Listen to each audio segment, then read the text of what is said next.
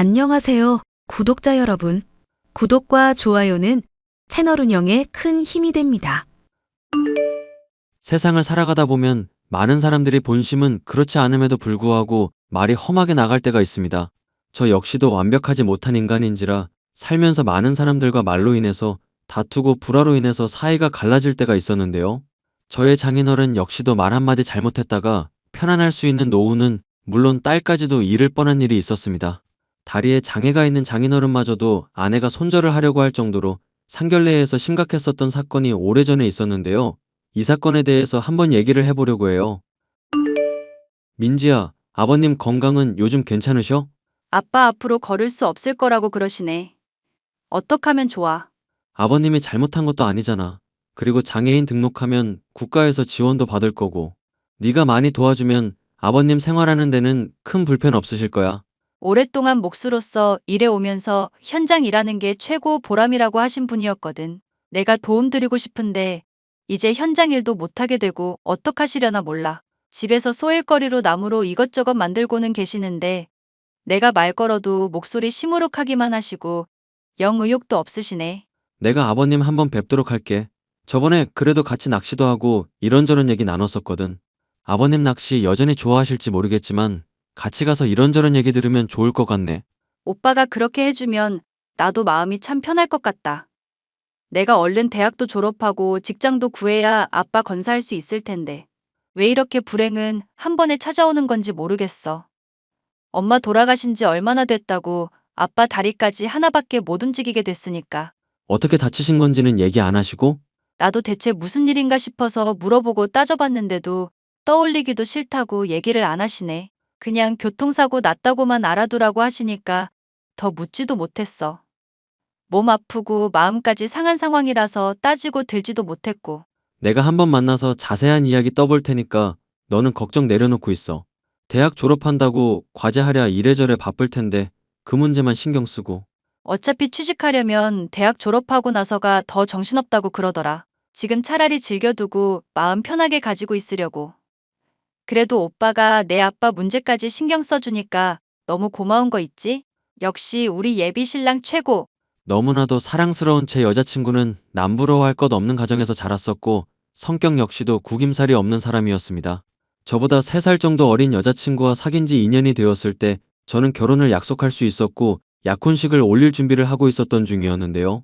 예비 장모님이 심장마비로 돌아가시는 사고가 일어난 이후 얼마 지나지 않아 예비 장인어른 역시도 교통사고로 인해 다리를 잃었다는 이야기를 들을 수가 있었습니다.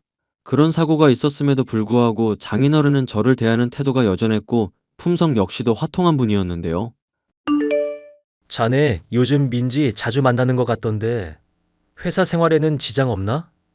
걔가 엄마 잃은 이후로 어리광만 늘어서 자네 시간 뺏는 거 아닌가 걱정일세. 회사 생활 때문에 많이 힘들 때가 있는데 오히려 저 위로해주고 기운나게 해줍니다. 아버님이랑 어머님께서 잘 키워주신 덕분이라고 생각하고 있어요. 너무 감사합니다. 사람 참 아부는 그래도 자네가 있어서 마음이 든든하구만. 애 엄마 죽고 나서 나까지 다리가이 모양이 돼서 많이 걱정을 했었는데 자네가 있어주니까 아이한테는 기둥이 생긴 셈이지. 그래, 이제 딸도 곧 졸업할 거고 자네도 결혼하면 좋을 나이일 텐데 상견례는 언제쯤이 좋을 것 같은가? 나는 불편할 것 없으니 사돈 어른들 괜찮을 대로 날 잡게나. 아버님께서 그렇게 배려해 주시면 날짜 잡는 건 어려울 것 없을 것 같네요. 그런데 괜찮으십니까? 사고 난 지 얼마 지나지 않아서 몸도 회복해야 하실 텐데 이렇게 상견례를 가져도 괜찮나 싶어서요. 내가 목수 생활만 20년가량 한 사람이야. 다리가 이 모양이 됐어도 돌아다니는 건 전혀 문제없네. 자네가 걱정은 해주니 마음만 달게 받겠네. 그런데 아버님, 저도 경찰부터 시작해서 주변에 아는 나름의 인맥이 있거든요. 사고를 어떻게 당한 건지 문득 궁금해져서요. 보험 처리부터 배상금 받을 일이며 이래저래 신경 써야 될 것들이 많을 텐데 도움도 드릴 수 있고요. 민지가 자네한테 캐보라고 하던가? 저 나름도 궁금해서요. 장인어른 다리 그렇게 된 거 마음이 좋지 않거든요. 장애라는 게 말일세. 평생을 없이 살아오다가 이제서야 몇 달 남짓 가졌을 뿐인데 많이 불편하구먼. 몸이 불편한 거야 그럭저럭 버틸 수 있겠는데 사람들 시선이 더 불편해. 배려해주는 사람도 괜히 불편하고 동정 섞인 시선 받으면 괜히 사고당한 게 다시 떠오르기도 하고 그런 의도는 아니었는데 불편하셨다면 죄송합니다. 이런 몸 때문에 힘들게 되는 상황이 그것만은 아닐세. 다른 사람들이 베풀어주는 호의나 마음 써주는 말에도 괜히 심사가 뒤틀린다는 거야. 자네가 안 그런 사람이라는 거 알고 있지만 내가 다리가 이렇게 되고 나서 무시하나 생각이 든 적이 한두 번이 아니거든. 제가 어떻게 아버님한테 그러겠습니까? 저는 뼛속 깊이 아버님 존경하고 있습니다. 또 군대도 특수부대 나오시고 워낙에 강골이시니까요. 자네가 아부를 좀 할 줄 아는구만. 그래, 자네 말하는 거면 인상이며 워낙 좋아서 자네에 대해서 내가 잘 모르고 있었네. 우리 딸 안목이 어련히 좋겠거니 생각하고 있었지만 자네라는 사람에 대한 신뢰가 있기 때문이었어. 그래서 말인데 자네 군대는 어디 나왔나? 네, 저는 공익이었습니다. 허리 디스크가 있어서요. 지금 자네 몸을 보면 전혀 호리 디스크 같지가 않은데 공익이라니 믿기지가 않는구먼. 네, 제가 허리가 많이 안 좋아서 오히려 근육을 길렀거든요. 그것 때문에 헬스장 다니는 취미도 생겼고요. 남자는 자고로 말이야 군대를 다녀와야 어른이 되는 법일세.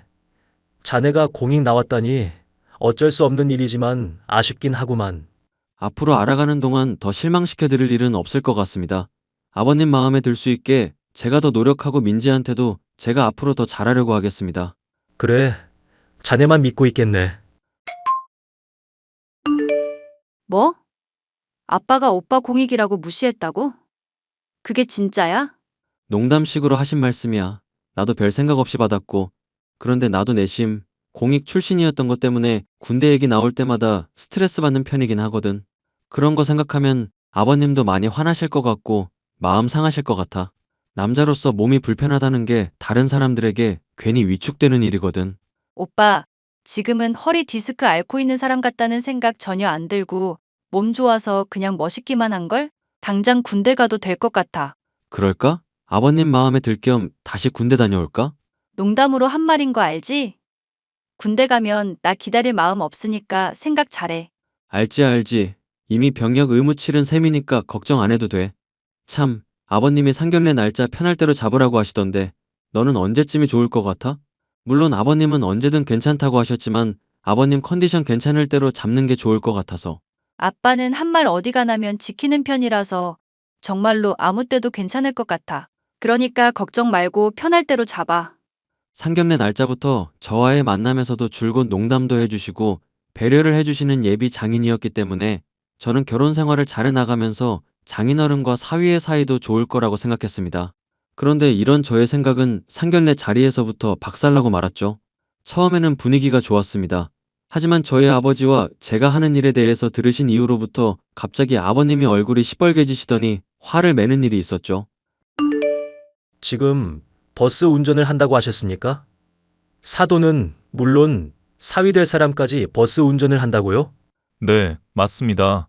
저는 군대에서 운전병도 했어서 자식도 운전병으로 가길 바랬는데 허리가 아픈 바람에 공익 간 게 좀 많이 아쉽네요. 그래도 저 닮아서 운전 실력도 좋고 제법 잘 모는 편입니다. 어디 멀리 가실 일 있으시면 얼마든지 시키세요. 지금 그게 문제가 아니지 않습니까? 버스 운전수라고?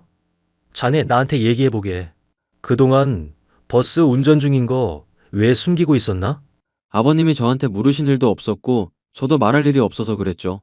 회사 다닌다고 알고 있으시길래 그러려니 하고 넘겼었고요. 실제로 버스 회사에서 운전만 하는 게 아니라 회사 업무도 보고 있습니다. 말이 그렇다는 거지. 버스 운전을 하는 버스 운전사라는 얘기 아닌가? 버스 운전사라는 것들 말이야. 교양도 없고 배우지 못해서 인생 막창인 것들이 하는 일 아닌가? 마음 같아서는 그런 직업은 싸그리 없어져야 된다고 생각하고 있네. 그런데 자네나 사돈. 아니, 자네 아버지나 똑같이 버스 운전사라고? 야, 정민지.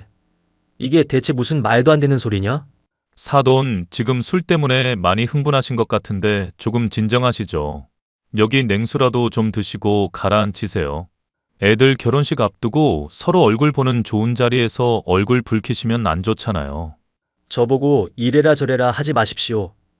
세상에 버스 운전 사람이 고작 버스 운전수 주제 귀하게 자란 우리 딸을 넘봐? 자네 제정신인가? 나는 이 결혼 절대 허락 못하니까 그런 줄 알게. 민지야, 지금 당장 나가자. 이 결혼 없던 얘기로 하자는 얘기다. 술을 많이 마셔서 그런 것인지 아니면 다른 부분에서 화가 난 것인지 급발진을 하며 상견례 자리를 박차고 나간 예비장인. 여자친구를 비롯해서 저와 가족들이 깜짝 놀라서 어찌할 줄을 몰라 하고 있었는데요. 여자친구는 저와 가족에게 미안하다고 사죄하며 고개를 꾸벅 숙인 이후 아빠를 모시고 나갔습니다. 식당에 다른 손님들이 다 쳐다볼 정도로 고래고래 소리를 지르며 흥분했던 예비장인의 얼굴이 도저히 잊혀지지가 않았었죠. 아버지 역시도 크게 분노해서 결혼을 당장 그만두라면서 제게 큰 소리를 칠 정도였습니다. 잘 됐다. 네 수준에 맞지 않는 집안이랑 결혼한다고 해서 나도 기분이 많이 안 좋았어. 그런데 저쪽에서 오히려 결혼 파토 내자고 얘기를 해주니까 나도 속이 후련하구나. 아빠, 민지한테 들어보니까 무슨 일인지 모르겠지만 그날 기분 나쁜 일이 있었던 것 같다고 그랬어. 원래 아버님이 그럴 사람이 아닌데 그때는 정말 왜 그랬는지 나도 모르겠다. 사람이 하는 말이 그 사람의 인격을 결정하는 거다. 버스 운전사라고 편견 가지고 결혼까지 파토 내려는 집안이랑 네가 뭐가 아쉬워서 맺어져야 하는 거냐? 엄마도 그날 충격받아서 지금 몸져 알아누워 있는 상황이다. 민지한테 나도 사정 얘기 들어보려고 하고 있으니까 조금만 기다려줘. 그리고 아버님이 그때 왜 그랬는지 이야기는 한번 들어보려고. 이야기 더 들어볼 것도 없다. 그렇게 사람이 다리 잃고 몸이 악화됐어도 정신은 멀쩡해야 하는 거야. 사람 정신이 멀쩡해야 강한 거지. 그렇게 막말 쏟아내면서 고래고래 소리 지르고 손님들 다 쳐다볼 정도로 창피를 줄 수가 있니? 그런 집안이랑 결혼해봤자 결혼 생활 뻔하다. 민지라는 애도 우리 앞에서야 굽신거리면서 예의 바른 척하지. 본성은 그 인간 닮아 있는지도 모르잖니? 아빠, 민지랑 나랑 사귄 세월이 얼마인데 내가 걔 성격을 모르겠어? 그리고 아버님도 도중에 몇 번 자주 뵀었는데 왜 그렇게 했는지 정말 이해가 안 간다. 일단은 아빠가 무슨 말 하는지 알겠고 사정 알아내는 대로 전달해 줄게. 엄마 많이 스트레스 받은 것 같은데 아빠가 달래주면서 진정 좀 시켜봐. 민지야, 아버님 대체 왜 그렇게 발끈하신 거야? 버스 기사한테 원수진 일이 있지 않고서야 그렇게까지 화를 내시는 이유를 모르겠다. 평소에 말하시는 거 들어보면 직업으로 차별하고 그러실 분 아닌 것 같았는데 정말 놀랐다고 아빠랑 엄마가 얘기했어. 미안, 오빠. 많이 놀랐지? 나도 아빠한테 무슨 일인지 물어봤는데 도통 대답을 안 하고 씩씩거리면서 술만 마시고 계셔. 답을 알면 속 시원하게 얘기라도 할 텐데 얘기를 안 하니까 나도 미칠 노릇이야. 오빠가 와서 한번 얘기를 해보면 안 될까? 내가 가면 오히려 아버님 더 화만 나실 것 같아서 걱정인데? 나 이럴 때 의지할 수 있는 거 오빠밖에 없는 거 알잖아. 아빠가 화가 나서 그렇지 평상시에 그럴 사람이 아니라는 거 오빠도 잘 알고 있지? 왜 그랬는지 이유 알기 전까지는 마음이 진정이 안 될 것 같아. 나 지금 너무 괴롭고 마음이 찢어진다. 상견례 자리에서 안 그럴 것 같은 아빠가 왜 그랬는지도 모르겠고 아버님이랑 어머님이랑 오빠한테 너무 죄송스러워서 미칠 것 같아. 민지야, 일단 너도 진정하고 심호흡하면서 마음 좀 달래고 있어. 아버님이 왜 그랬는지 우리가 당장 이유를 알아낼 수 있는 것도 아니고 이 문제를 급하게 해결해야 되는 것도 아니잖아. 결혼식이야 언제든지 날짜 잡고 올릴 수 있는 거니까 진정해. 아버님이랑 어머님이 나까지 안 좋게 보면 어떡하지? 아버님은 나에 대해 별 얘기 없으셨어? 아빠는 지금 많이 놀란 것뿐이야. 아버님이 안 그러실 거라고 생각했는데 버스 운전한다고 많이 무시하시니까 화가 나신 것 같기도 하고. 그럼 어떡해? 아버님이 버스 운전하는 거 아니라 버스 회사 사장인 거 말씀드리기라도 할까? 그거 알면 아빠도 진정하려나? 그건 모를 일이지. 일단 아버님이 왜 화가 났는지부터 이유를 들어봐야 될 것 같아.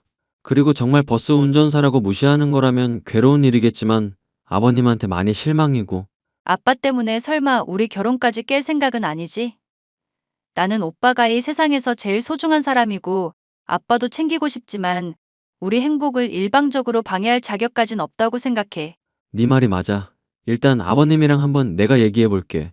왜 그런지 이유를 알아야 아빠랑 엄마도 설득하고 우리 결혼까지도 수월하게 올릴 수 있을 거야. 평소에 그러지 않던 사람이 화까지 내며 직업을 무시하는 말을 하자. 저 역시도 속이 부글부글 끓어올랐지만 무언가 이유가 있을 거라고 생각하게 되었습니다.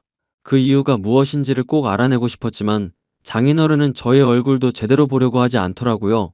찾아가서 문을 두들기며 제발 좀 대화를 하자고 요청해봤지만 도통 요지 부동이던 장인은 제가 일하는 버스 회사에 어느 날 갑자기 찾아오더라고요. 내가 그날 자네한테 분명히 말했을 텐데. 우리 딸 민지 소중하게 키웠고 자네 같은 버스 운전사한테 줄 수 없다고 분명히 말했잖아. 그런데 사람이 집까지 찾아오고 말이야. 내 딸이랑 여전히 사귀면서 꼬드기고 있고 말이야. 그럼 사람이 쓰나? 술 냄새가 많이 납니다. 아버님, 설마 술 마셨습니까? 내가 술을 마셨든 안 마셨든 그게 중요한가? 거렁뱅이 집안에 우리 딸 보내봤자 고생만 할 게 틀림없잖아. 그지 같은 집안에 보내서 고생할 게 뻔한 우리 딸 걱정돼서라도 자네랑은 결혼 절대 못 시키겠네. 당장 우리 딸이랑 헤어져. 헤어지라면 헤어지겠습니다. 그러면 누가 더 후회할지는 뻔한 일이겠지만요. 우리 딸 졸업 앞두고 있고 좋은 회사 취직할 미래가 뻔히 보장된 애야. 인상도 좋아서 취직은 물론 상견례까지 프리패스할 애라고. 그런데 자네의 미래는 뭔가? 버스 운전사나 하면서 지금 자리에서 안주하고 있지 않은가? 헬스 다니고 운동할 시간에 스펙을 쌓아서 좋은 회사 취직할 생각을 해야지. 네, 그러니까 헤어지겠다고 말하지 않았습니까? 여기 우리 아빠 회사인데 당장 헤어질게요. 뭐? 그게 무슨 소린가? 이 큰 버스 회사가 자네 아빠 거라고? 분명 버스 운전한다고 하지 않았나? 버스 운전도 사람이 없거나 급하거나 심심하면 할 수 있는 일이죠. 사장은 차 몰지 말라는 법 있습니까? 나는 민지한테 그런 이야기 못 들었는데 그게 정말인가? 민지도 아버님이 조건 보고 사위 선택하는 사람 아닌 거 알고 있으니까 이야기 안 한 겁니다. 그런데 민지도 그렇고 저도 그렇고 아버님이란 사람을 영 잘못 봤었네요. 조건 때문에 결혼 반대하고 딸이 진정으로 좋아하는 사람 막아선 아버님이란 사람도 영 실망스럽고요. 닥쳐. 닥치라고. 제 아빠, 아니 아버지가 말하더라고요. 사람이 몸이 건강하지 않을 수 있지만 마음은 건강해야 한다고요. 아무래도 아버님 마음은 건강하지 않은 것 같습니다. 몸 따라 마음가짐 않도록 하셔야죠. 닥쳐. 네가 뭘 안다고 함부로 짓거리는 거야? 니까짓 게 돈 좀 번다고 이정훈애를 무시해? 고작해야 공익 출신인 니놈이 몸 불편하다고 나를 조롱하는 거냐고. 조용히 하십시오. 술을 마셨으면 일찍 집에 들어가 쉬시고요. 이 회사에 불을 질러봐야 그 꼿꼿한 모가지가 꺾이겠구나. 내가 어떻게 하나 두고 보거라. 지금 뭐 하시는 겁니까? 당장 그만두세요.